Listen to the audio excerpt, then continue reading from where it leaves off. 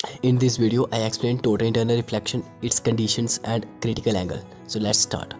Define total internal reflection. Total internal reflection क्या होती है? So when a ray light strike the interface at an angle greater than its critical angle, it comes back in the same medium.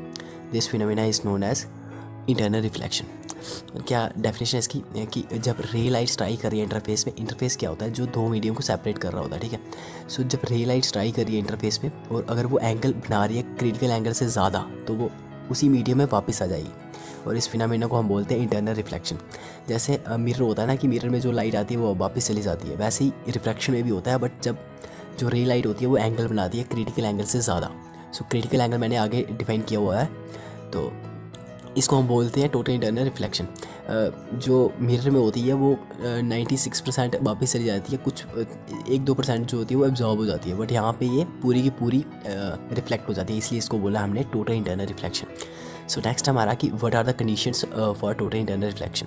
What are the conditions for total internal reflection, क्या conditions हैं इसकी?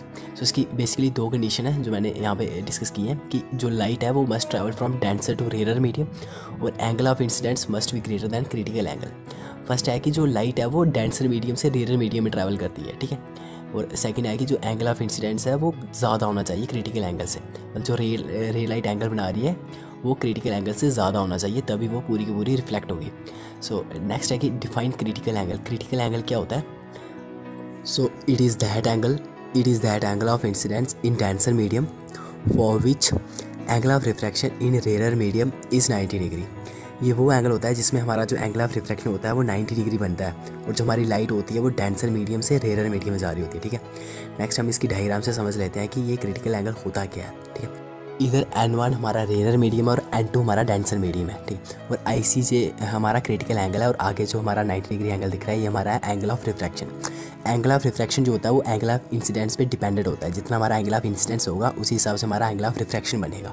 सो अगर हमारा angle of refraction 90 degree बन रहा है तो हमारा एंगल ऑफ इंसिडेंस जितना भी होगा उसको हम क्रिटिकल एंगल बोलते हैं, ठीक है। So thank you so much for watching this video, and if you want to see more kind of videos like this category, press the bell icon and subscribe my channel. And if you have any doubts, so watch it again and clear all your doubts. Thanks.